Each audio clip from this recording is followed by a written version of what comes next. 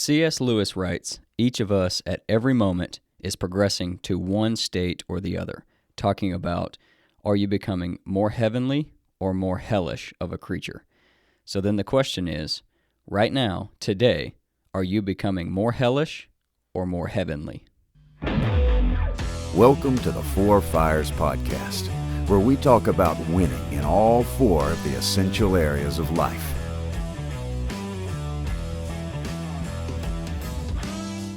Welcome back to the Four Fires Podcast. Today, we're going to be talking about, are you becoming more of a hellish creature or more of a heavenly creature? And I'm going to start with this quote.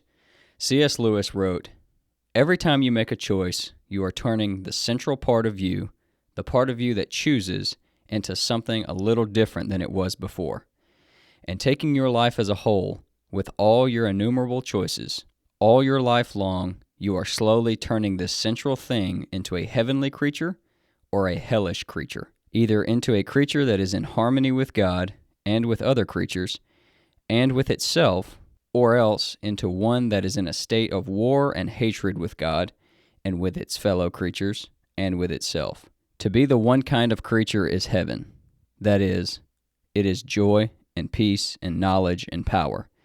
To be the other means madness, horror, idiocy, rage, impotence, and eternal loneliness. Each of us at each moment is progressing to one state or the other. So the question is, are you becoming more hellish or more heavenly of a creature every single day? So getting into this topic, I want to talk about how we know that God cares about the four fires. We know that in our professional fire, it's made up of our craft and how we convert that craft into cash. Our craft, as we all know, is our unique gifts and ability, what God has uniquely gifted us to do to provide value to the world and the marketplace. And after we have been able to define our craft, it is our job to make the best decision that we can to convert that craft into cash.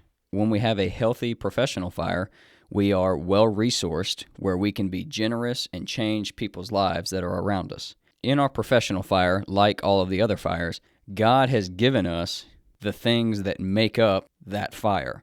So in the professional fire, God has blessed us and entrusted us with our gifts and abilities. It is our job to take those abilities and define our craft and then use that craft to steward it well and do the work so that we can be adequately compensated for the value that we provide and be a good steward of the craft and the cash that He has given us. And so we know that God cares about our professional fire because He wants us to be well-resourced so that we can change the lives of the people that we're around and be generous and lead.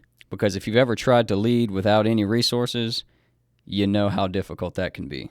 We know that God cares about the people fire because God created all of us. He created the people, and we are designed to be in relationship with each other. God created us to have healthy family and friends relationships.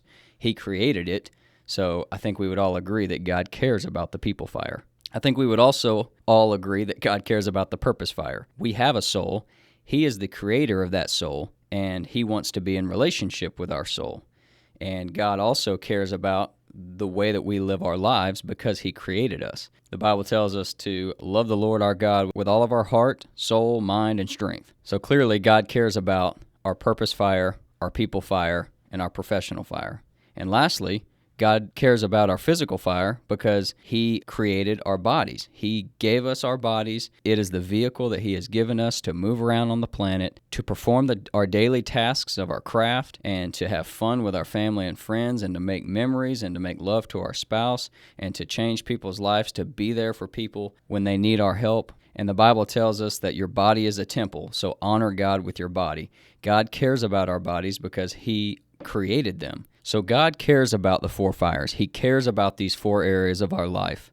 And so because of this, we say that the four fires and living four-dimensionally is the ideal. If I don't choose to live four-dimensionally, I am choosing to become more of a hellish creature. If the four fires is the ideal, if the four fires and living four-dimensionally is God's ideal for us, then that would mean if I actively choose to pick any of the four fires and say, that one's not that important, I can live without that one. Does that mean that I am then choosing to become more of a hellish creature because I'm not living into God's ideal? So when thinking about whether I'm becoming a heavenly creature or more of a hellish creature, the thought of the 7 deadly sins came about. If you're unaware of what the 7 deadly sins are, we're going to go over them real quick. And all of the information that I'm about to share about the 7 deadly sins was found in an article that I'll share in the description below. The first of the 7 deadly sins is pride. Pride can be described as a sense of one's self-worth that is out of proportion to reality.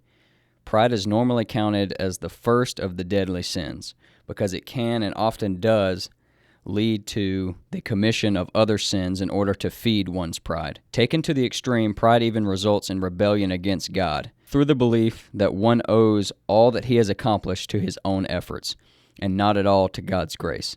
Lucifer's fall from heaven was the result of his pride, and Adam and Eve committed their sin in the Garden of Eden after Lucifer appealed to their pride. The second of the 7 deadly sins is covetousness, the strong desire for possessions, especially for possessions that belong to another, as in the 9th commandment, thou shalt not covet thy neighbor's wife, and the 10th commandment, thou shalt not covet thy neighbor's goods. While greed and avarice, sometimes used as synonyms, they both normally refer to an overwhelming desire for things that one could legitimately possess. The third of the 7 deadly sins is lust, a desire for sexual pleasure that is out of proportion to the good of sexual union or is directed at someone with whom one has no right to sexual union. That is, someone other than one's spouse. It is possible even to have lust toward one's spouse if one's desire for him or her is selfish rather than aimed at the deepening of the marital union. The fourth of the 7 deadly sins is anger, the excessive desire to take revenge. While there is such a thing as righteous anger, that refers to a proper response to injustice or wrongdoing. Anger, as one of the deadly sins, may begin with a legitimate grievance, but it escalates until it is out of proportion to the wrong done. The 5th deadly sin is gluttony, excessive desire, not for food and drink, but for the pleasure obtained by eating and drinking. While gluttony is most often associated with overeating, drunkenness is also a consequence of gluttony. The 6th of the deadly sins is envy. Envy is sadness at the good fortune of another, whether in possessions, success, virtues, or talents.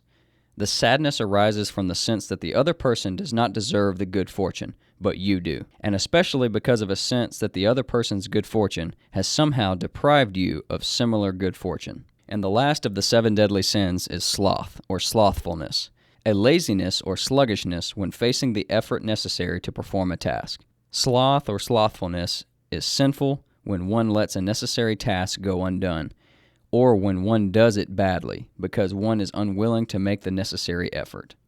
So the 7 deadly sins, again, are pride, covetousness, lust, anger, gluttony, envy, and slothfulness.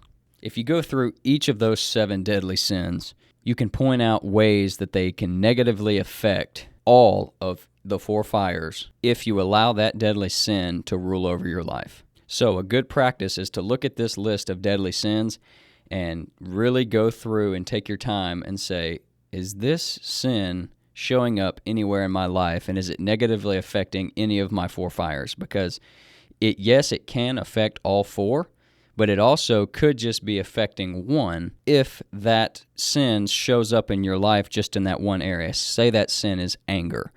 Maybe you only show up as angry at work in your professional life, and it's causing your business to struggle. Or maybe it's not at work, but maybe your anger shows up at home with your family, and it's causing your people fire to suffer. So it might not be affecting all 4 fires, but it can absolutely affect all 4, but sometimes it might only be affecting 1 or 2 or 3. So again, while thinking about the 7 deadly sins, and if any of these are showing up in my life, the question arises, are any of these 7 deadly sins causing me to be more of a hellish creature rather than more of a heavenly creature? Because in my life, if any of these sins are showing up, it is keeping me from being in perfect harmony with God and with the other people in my life and with myself. And like I said, the 4 fires are the ideal life. God cares about the 4 fires, and so when we're flourishing in all 4 areas, we're living into God's ideal. And Matthew chapter 5, verse 6 says, "Those who hunger and thirst for righteousness are blessed, for they will be filled." The word that I want to draw your attention to in that verse is righteousness. You may have heard this on this podcast before, but a way to think about righteousness, pursuing righteousness, is simply right choices, pursuing right choices. So when thinking about the four fires and living into this ideal and aiming towards perfect harmony with God and with the people in your life and with yourself, I have to make right choices in each of the four fires and be intentional in making those right choices in order for those areas to flourish. So when Matthew tells us to hunger and thirst for righteousness or to hunger and thirst for right choices, then that would mean that I should hunger and thirst after being four-dimensional. I should hunger and thirst after making the right choices to live strongly in my professional fire and live strongly in my people fire and strongly in my purpose fire and strongly in my physical fire. 1 Timothy chapter 6, verse 11 says, "But you, man of God, flee from these things and follow after righteousness," or right choices, "godliness, faith, love, endurance, and gentleness." Again, that word righteousness or right choices. Paul tells us to follow after righteousness, pursue it. And again, the only way to live four-dimensionally is to be intentional and make the right choice to help enhance and grow that area of your life. So this is going to be a really short podcast. It was just a brain dump of a thought and of the seven deadly sins and how they're correlated to the four fires, and the quote from C.S. Lewis that talks about you are either becoming more hellish or more heavenly every day, every moment of your life. You are either becoming more hellish or more heavenly. So as you're thinking about your four-dimensional journey, just a thought, are you pursuing right choices that is ultimately leading you down the path of becoming more heavenly, or are you making choices that are potentially more comfortable or choices that require less work or the easier path that is leading you down a path that is making you become a more hellish creature? So again, one more time, the seven deadly sins: pride, covetousness, lust, anger, gluttony, envy, and slothfulness. I want you to take a second and write those seven deadly sins down, or go click the link in the description to take you to the article of where I found these seven deadly sins and a short description for each one. And take some time to sit down and just evaluate your life and just be honest with yourself and see if any of those sins are showing up anywhere in your life.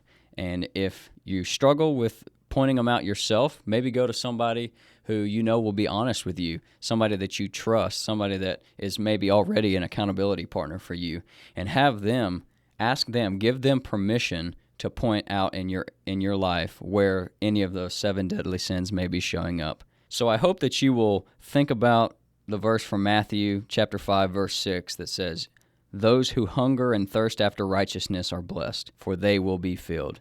As you are striving to live intentionally and make right choices, I hope that you will think about the four fires and your four-dimensional journey as all working together to help you become a more heavenly creature. The last few words of that verse says, "For they will be filled."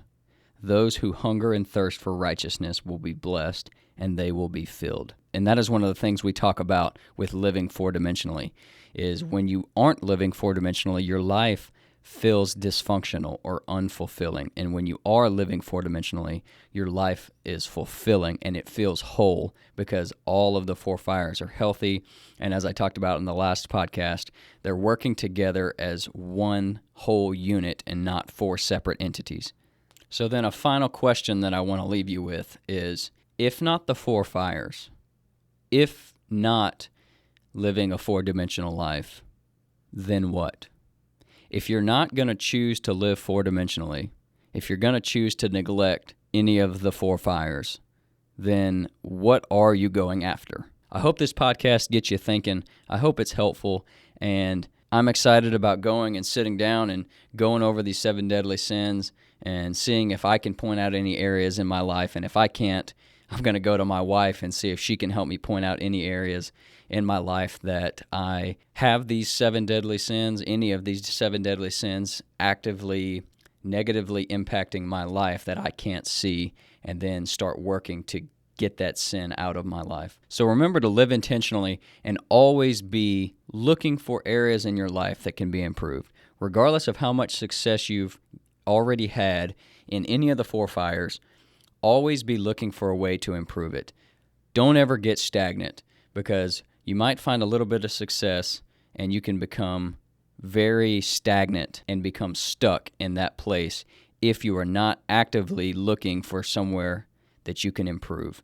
Having a growth mindset all the time is so important. So go live intentionally, and we'll see you on the next episode of the Four Fires Podcast.